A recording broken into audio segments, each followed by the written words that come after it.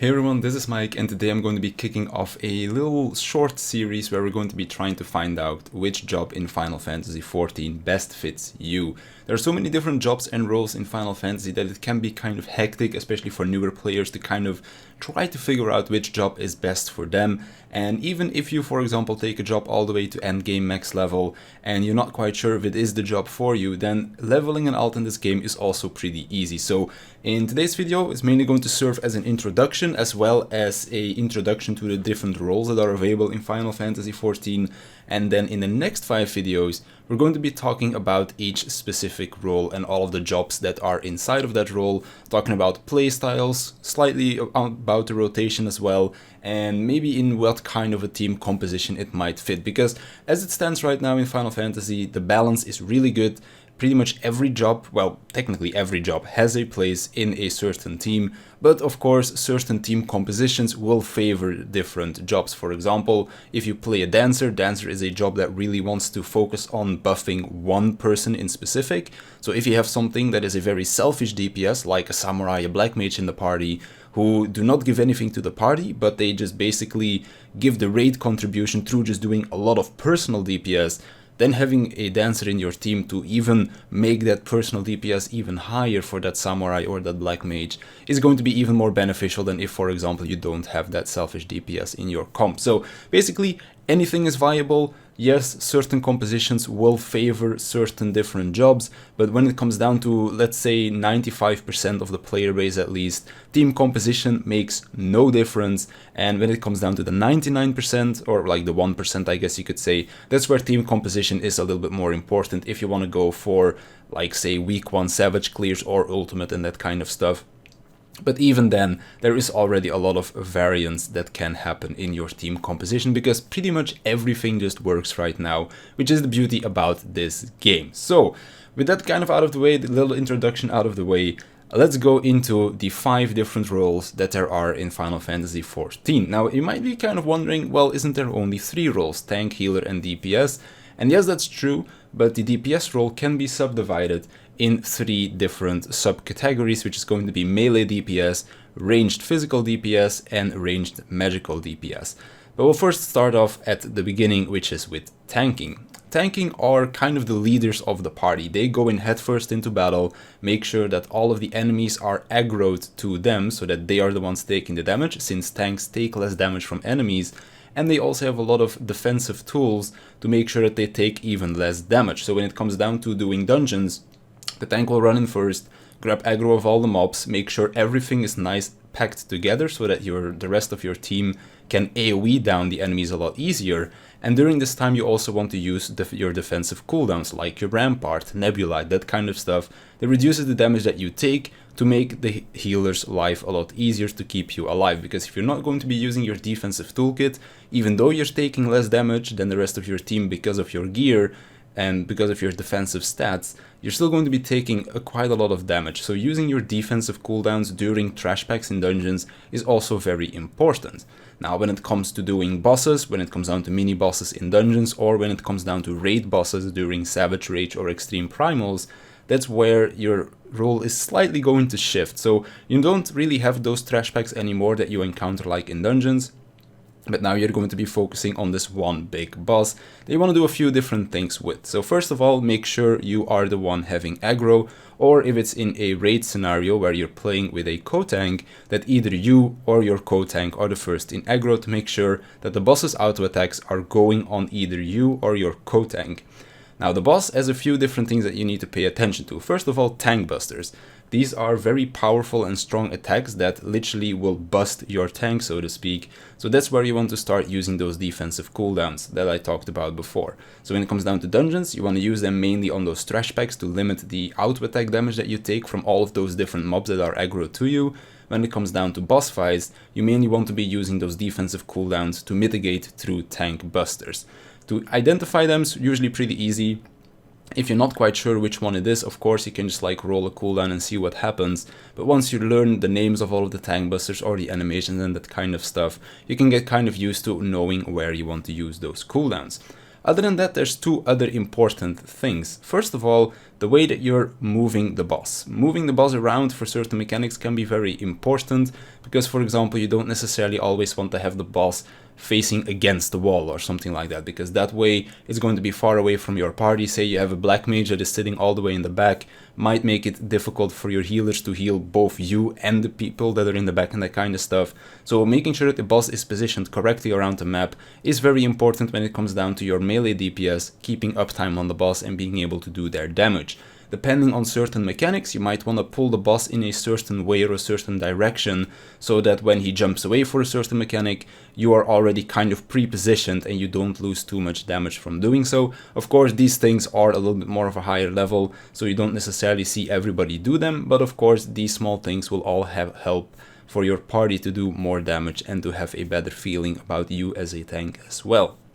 Last but not least, facing the boss. A lot of tanks sometimes just like walk around too much, or when they're trying to reposition the boss or something, they take like a very long way to do so.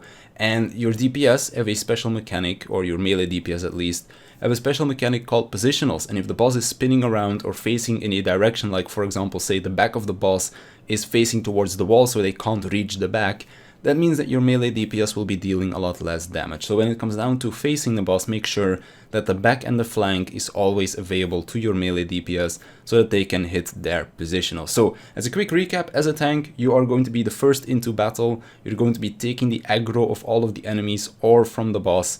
You're going to be using your defensive cooldowns to mitigate through auto attacks or through tank busters.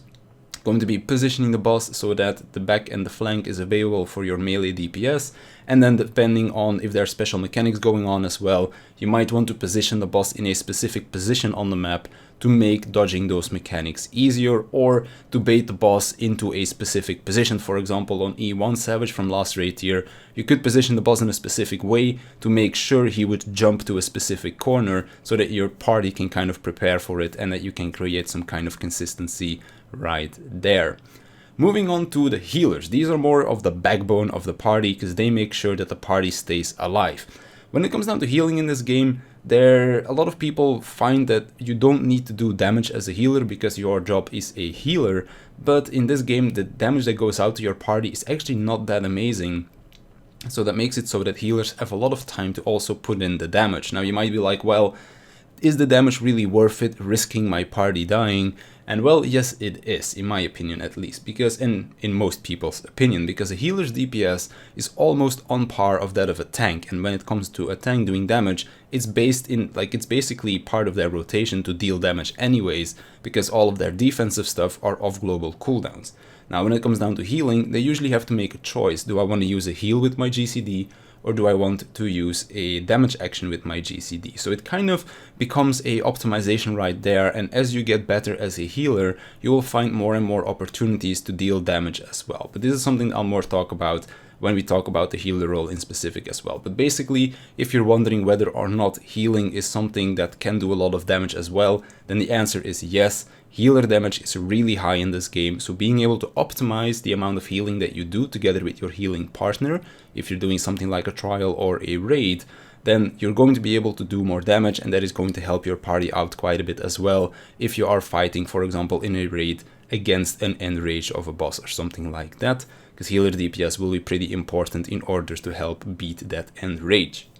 Of course, each healer is pretty different. Some buff the party quite a bit and have lower personal DPS because of that. Some have very high personal DPS but don't buff the party at all, and they all have a very different playstyle when it comes down to how they heal the party as well. Some of them use very much off global cooldowns, meaning that they can put more force on their, or like more emphasis on their DPS rotation. Others have more of a mix where they do spend a lot of healing tools on their GCDs, but then get refunded damage in another way, for example with White Mage. So I think that that's a pretty cool concept overall. So that's pretty much the healers trying to keep the party alive, and when the party is healthy enough, they can spend some time doing damage as well. Then moving on to the first DPS subcategory, we have the melee DPS. The melee DPS are melee fighters, so they have to stay close to the boss in order to be able to do their damage. Most of these melee fighters also have an attack speed buff, so if you find that the other jobs in the game are a little bit too slow for you, 3 of the 4 DPS will have an attack speed buff, so they are a lot faster than the other jobs in the game, and some of them also have a very high HP, so mean that you're going to be pressing a lot of buttons at the same time, or well, in quick succession at least. Now, the melee DPS also have a very unique mechanic which is called positionals. The other melees, like for example the tanks, don't have this at all, so it's only for the melee DPS that have this. And this means that depending on where you are positioned around the boss, certain attacks might do more damage or give you bonus gauge or something like that, which will then again result in more damage. So read your skills, make sure that if it says attack from the rear, that you're trying to position yourself at the back of the boss. If it says attack from the flank, make sure you're at the side of the boss or something like that, because that's all going to be very important to optimize your damage as a melee DPS. So positionals, very important. Trying to stay close to the boss in order to be able to hit it, also very important. Moving on to the ranged physical DPS, these are also called just the ranged in this game. They're pretty much the opposite. They can attack from almost anywhere on the map that they want, and they also don't have any movement restrictions either. Because they are ranged, they don't have cast bars, they can just run around as much as they want, and they can just stand far away from the boss as well. So when it comes down to being insecure about movement and that kind of stuff, ranged will probably be right up your alley, because they have so much movement or so much freedom when it comes to their movement. They have pretty much no restrictions at all.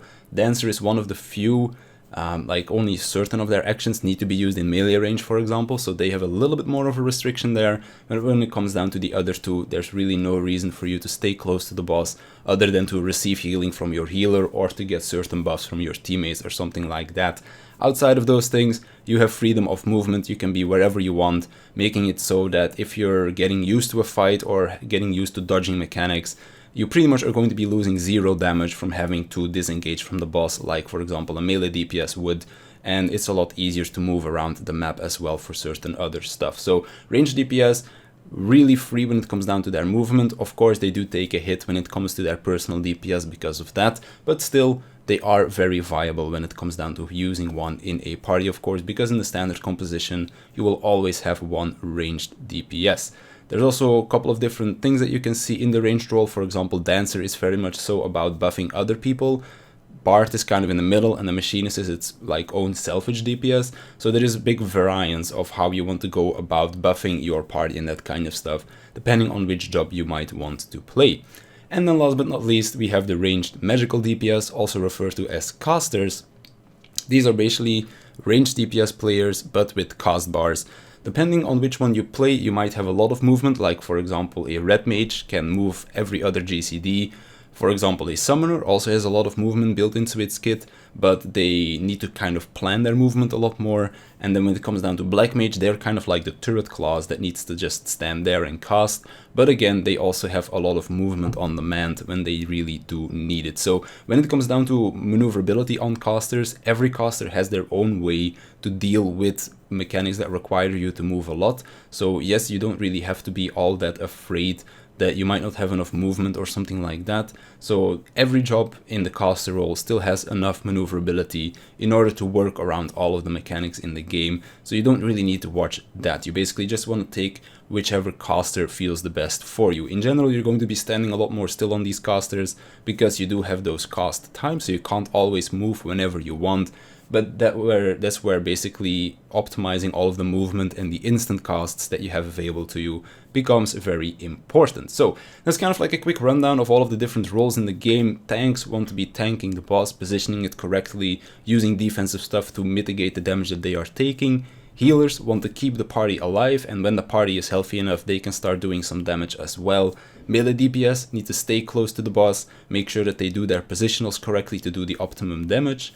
Ranged DPS can roam around the map freely, have very free movement, and can just stand wherever they want to. And then the casters, they are going to be pretty much standing in place for the most part, but when they are required to move, they still have some movement options available to them as well. That's gonna do it for this video. I'm going to be making the rest of this series over the coming few days. I'm also going to be putting everything in a little playlist on YouTube. So if you want to rewatch or find a specific part of the videos, then you'll have this playlist available to you. In each specific video, I'll also be linking the rotation guides to all of the jobs, because I do have rotation guides on all of the jobs in the game. So you can go and check those out. Of course, for the healers, not so much, because they don't have a real rotation, so to speak. But I'll talk about that when we get to the healer video. But basically, there's going to be a playlist for pretty much anything that is going to be like a part of this little mini series. Rotation guides, as well as then, of course, the playlist for this little mini series itself. But that's going to be it for me. I want to thank you for watching, and I'll see you in the next one.